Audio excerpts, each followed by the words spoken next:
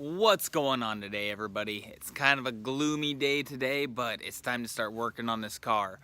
I don't want to be working underneath the car and have a whole bunch of dust. I've been going about 2 weeks, which I'm not proud to say, but got about 2 weeks without a car wash. So first things first, we gotta wash this thing because it's getting disgusting. So let's get to this wash.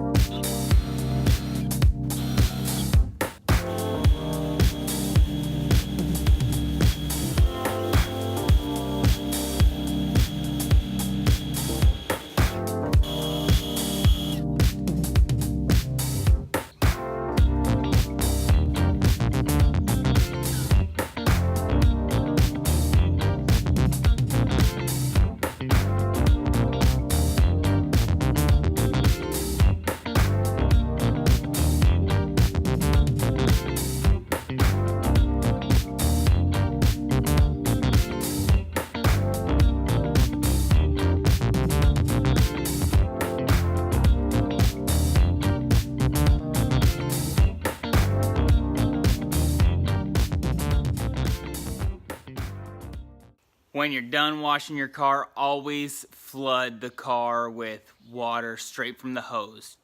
What I do is I take the nozzle off, or the pressure washer, whichever one you're using, and just let the water run from the top down and slowly work your way across with the pressure all the way up, so it's coming out at a nice even flow. You want a good amount of water on the car to help with water spots. I have really hard water where I live, and it makes it hard to keep the car spot free. There's some spots on it which I'm not going to be able to avoid all the time, but this helps out tremendously.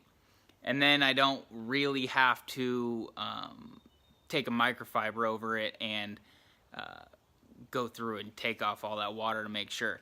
Now, I'm going to be doing a full restoration of the paint here sooner rather than later, so I'm gonna leave it kind of how it is. It's not gonna dry out anytime soon. It's actually raining outside, so that's always great.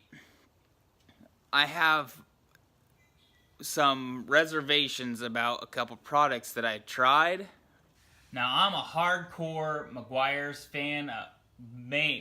Most of everything that I have is Meguiar's, but I tried this stuff out, and it's their ultimate all-wheel cleaner. It works great-ish.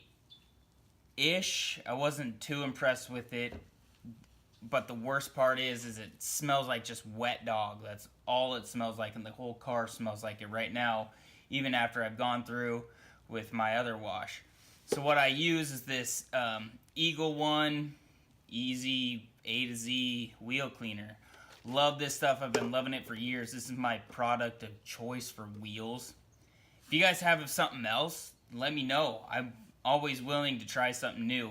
I like this one because it had the purple iodizing, or however it changes the colors, changes the wheel purple. So that's cool, but I just can't handle the smell. The smell was, I can't handle it. So I'm going to stick with this one. This one's probably going to go on the back burner till I don't need anything else anymore. But I just want to let y'all know that. Something that I always get asked is the 2-bucket method really worth it? Why spend the extra time and energy to go through doing 2 buckets versus 1 bucket and doing different stages? Like, I divide my car into 3s and kind of work my way down, and then I do 2 washes on each thing. It's a little overkill for what it is, but it's the way that I like to do things, and that way it makes sure I double check to see that I've not missed any spots, gone over it in a different pattern rather than all the way front to back, and then I'll go each panel. So 2-bucket method, always worth it. I just finished washing the car, so you can see real life on what actually happens with the 2-bucket method. So here we go. This is my pre-wash, my soap, my water, and then this is just my rinsing bucket.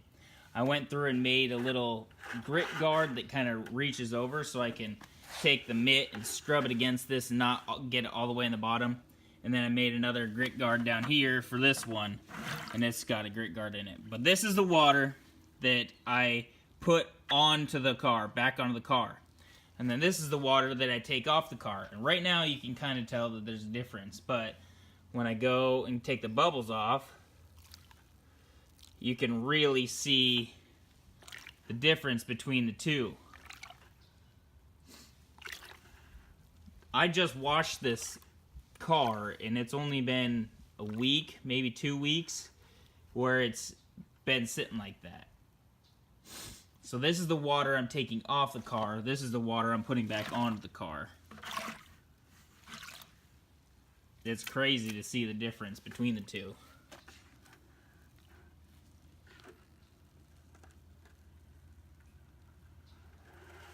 So here's my 2 buckets that I use. And this one is my pre-wash, the one that my mitt sits in. This one has my soap and my water. And this is my wash bucket. I've made 2 grit guards so it keeps the mitts off the bottom. And it's just out of cheapo wire that you find at Home Depot. But this one I went a little different and I made a bucket at the bottom so it stays off the bottom. But it also has the side so you can kind of do an old-timey wash on your mitt and rub it up and down and make sure that it's clean. You can see I had an old mitt that had a microfiber and it didn't like this grit too much. It ripped all of them off. Cool. Well, there's a couple tips and tricks on washing your car, how I wash my car, my methods, however I do it. What makes me happy about washing my car, and it's a process. It definitely is. So I want to thank y'all for watching. I hope you enjoyed the video. If you've got any product suggestions that I should get or try, I would love to hear about them. Write them down in the comments below. Let me know, and I'll try some stuff out. Maybe I'll do some reviews on products down the road. I'm a big car clean type person. I like having a clean car. I like having nice things that stay nice. So anything that I can do to make my life better and easier for washing it is a plus. One thing I do need to get is a new wash mitt. My wash mitt's starting to get a little bit old. I can kind of feel like there's a little bit of grit, and I can see that there's a couple new scratches whenever I wash my car. So anyways, that's gonna do it for me today. Let me know if you like the video. Let me know your methods. Maybe you do something else a little bit different. Anyways, I'm gonna get out of here. Take it easy, everybody. Peace.